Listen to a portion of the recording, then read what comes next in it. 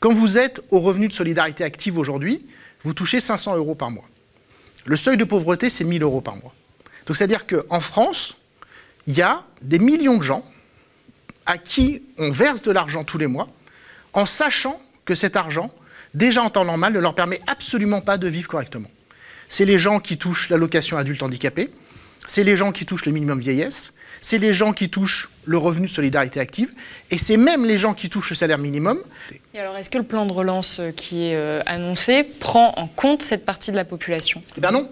Et c'est là que Bruno Le Maire est vraiment le plus nul des économistes, c'est qu'il n'a toujours pas compris que, en fait, on vivait dans une économie de marché, contrairement à ce qu'il croit, et que donc les entreprises ont besoin d'avoir des clients. Et ce que tout le monde, quand même, je pense que tout le monde voit. Il n'y a pas besoin des économistes pour voir ça. Il suffit de regarder les infos. À qui les gens vont vendre si la pauvreté, enfin c'est pas si, puisque la pauvreté explose dans notre pays? À qui est-ce que le fleuriste du coin, l'épicier du coin, va vendre si les gens n'ont plus d'argent? C'est déjà ce qui se passe. Alors il y a des chiffres qui sont beaucoup ressortis, notamment par les néolibéraux, qui disent que en fait, les Français épargnent et que donc même quand on leur donne de l'argent, en fait cet argent ne partirait pas en consommation qui relancerait l'économie, mais en épargne. Qu'est-ce que vous répondez à cela? Eh ben, oui, mais ça c'est vrai, mais ça je veux dire c'est du b.a.-ba aussi. Quand on a un économiste keynésien comme moi, on sait ces choses-là. Mais là aussi c'est intéressant, c'est malheureusement il faut faire le lien avec ce qui se passe à l'université. C'est que le message de Keynes n'est plus enseigné depuis des années à l'université. N'est évidemment pas enseigné à Sciences Po Paris, n'est évidemment pas enseigné à l'ENA. Donc les gens qui nous dirigent, et ça je dis ça avec la plus grande gravité, sont des ignorants complets. Ils ne savent pas comment fonctionne l'économie française. Parce que cet excès d'épargne, c'est un des problèmes qu'on a en France depuis des décennies. C'est-à-dire qu'en France, les inégalités sont beaucoup plus fortes que ce qu'on croit. Et il y a une part importante de la population qui vit très très bien et qui donc forcément consomme assez peu, épargne beaucoup. Et cette population-là, quand elle a de l'argent, qu'est-ce qu'elle fait? Elle le met d'abord sur le livret A, hein, on le sait tous, puis ensuite on ouvre un PEL pour les enfants, n'est-ce pas?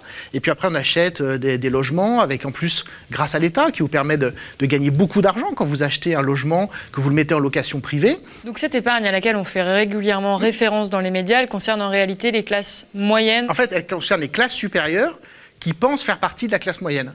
C'est les gens qui touchent 3 000 € par mois qui pensent faire partie de la classe moyenne. La classe moyenne, c'est à 1 500 € par mois. Donc la première erreur de ce plan de relance, c'est de ne pas prendre en compte peut-être les 10-20% de la population les plus modestes qui, par conséquent, ne pourront pas participer à la relance de la consommation, notamment des... C'est ça, c'est la première erreur. Et donc, si vous décidez une augmentation du RSA aujourd'hui, à la fin du mois de décembre, l'argent, il est dépensé.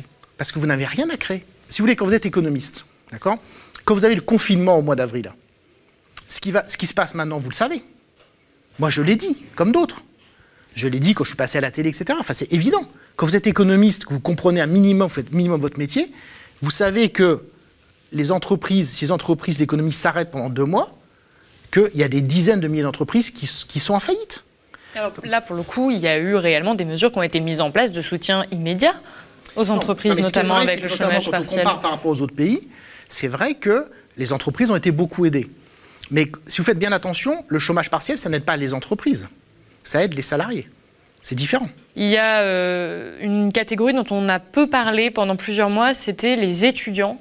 Donc les étudiants qui sont dans une situation qui est extrêmement compliquée parce que déjà ils n'ont plus cours, ils n'ont plus de socialisation, donc ça, bien évidemment, ça impacte leur santé mentale, mais il y a évidemment l'aspect financier, c'est qu'il y a de nombreux étudiants qui avaient un petit travail à côté pour financer leurs études, qui aujourd'hui n'y ont plus accès, mais qui à côté de ça n'ont pas non plus accès au chômage, et pour beaucoup, leur bourse n'est pas suffisante pour vivre. Vous pensez que les étudiants sont les grands oubliés de ce plan de relance? Alors non seulement les étudiants, mais même les écoliers, les collégiens, les lycéens. Au collège, la scolarité est obligatoire jusqu'à 16 ans. Les enfants qui sont en difficulté, vous avez des collégiens qui ont 16 ans, vous avez des lycéens qui évidemment ont plus de 16 ans. Tous ceux qui sont sur le fil du rasoir, que les CPE vont chercher tous les jours, que les profs cadres, etc., tous ces profs qui se démènent pour tenir ces enfants, pour essayer de leur faire sortir de leur misère, etc. Mais c'est fini pour eux. Les jeunes, je suis désolé de le dire, mais je pense qu'il faut le dire, les centaines de milliers de jeunes qui ont été diplômés en mai de cette année, ils vont avoir une vie moins bonne que les autres. C'est certain. Et si la récession s'aggrave, ils vont avoir une vie beaucoup moins bonne. Qu'est-ce qui se passe? Quand je discute avec des patrons, quand je vais sur BFM, ils me disent embauche, c'est un mot tabou. Embaucher, c'est un mot tabou.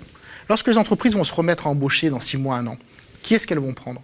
Elles vont prendre ceux qui vont être diplômés en mai 2021. Ceux de mai 2020, c'est mort pour eux. C'est mort. Pourquoi? Parce qu'on saura.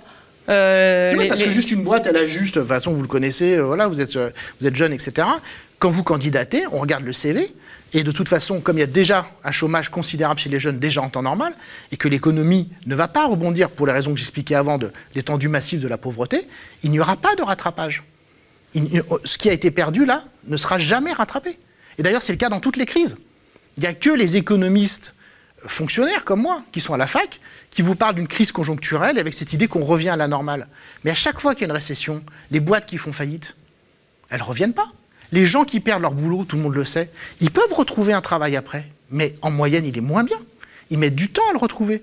Et si vous perdez votre boulot au mauvais âge, dans la mauvaise région, dans la mauvaise profession, eh ben c'est fini. C'est tous les témoignages qu'on a dans le nord de la France, dans l'Est, quand il y a les usines qui ferment. Pourquoi est-ce que les gens se battent comme des désespérés? Parce qu'ils ont raison de se battre comme des désespérés. Parce qu'ils savent que quand vous vous retrouvez sur le marché du travail, comme on dit, cette expression atroce, comme si on achetait, qu'on vendait des gens à 50 ans dans la mauvaise région, ben c'est fini pour vous. Parce que oui, l'activité, elle va reprendre, mais c'est pas vous qu'on va reprendre derrière. Ou alors on va vous reprendre en intérim, à mi-temps, etc. Et comment vous allez faire pour payer le prêt de la maison? Ce que vous êtes en train de nous dire, c'est extrêmement difficile. C'est-à-dire que les étudiants dont je vous parle, qui sont désespérés, ont raison d'être désespérés. Ouais, c'est ça. Exactement. Mais ce que je trouve criminel de la part du gouvernement, c'est quand Bruno Le Maire ose nous dire, dans une interview du Parisien il y a quelques semaines, que la réforme des retraites est une réforme majeure. C'est-à-dire qu'au niveau d'instabilité politique, démocratique, sociale du pays, il remet de l'inquiétude sur une réforme qui était déjà débile à la base. Et là aussi, strictement en termes d'économie, qu'est-ce qui se passe? Les gens qui ont de la thune, ils se disent « Oh putain, oui, c'est vrai, on va se prendre sur la tronche la réforme des retraites ». Donc ces gens-là qui consomment déjà pas actuellement parce qu'ils ont peur, parce que tout le monde a peur aujourd'hui, ils vont consommer encore moins pour mettre de côté pour leur retraite. Et donc le problème de consommation, qui est le problème numéro 1 du pays, cet abruti de Bruno Le Maire, il l'aggrave avec ses déclarations. Je veux dire, c'est hallucinant. Si vous avez 2 grammes de raisonnement économique dans la tête, je peux très facilement vous démontrer que par ses déclarations sur les retraites, Bruno Le Maire, il aggrave la crise et donc il aggrave la dette publique. Parce qu'il dit je vais faire la réforme des retraites pour baisser la dette, mais encore une fois, si vous faites peur aux gens, s'il n'y a pas de consommation, si les entreprises font faillite, elles ne payent pas d'impôts, les recettes de l'État diminuent d'un côté, à l'inverse, les dépenses de l'État augmentent, allocations chômage, aide sociale, tout ce que vous voulez, et donc ce qu'il fait, c'est par ces déclarations, je pense qu'on pourrait mesurer plus tard, l'augmentation de la dette publique qui a été créée par la bêtise de Bruno Le Maire. Mais pourquoi est-ce qu'il fait cette bêtise? Parce qu'il n'a pas ni la connaissance de la réalité de l'économie, ni le bon modèle théorique, qui est le modèle keynésien, qui, encore une fois, n'est plus enseigné dans les facs depuis des décennies maintenant.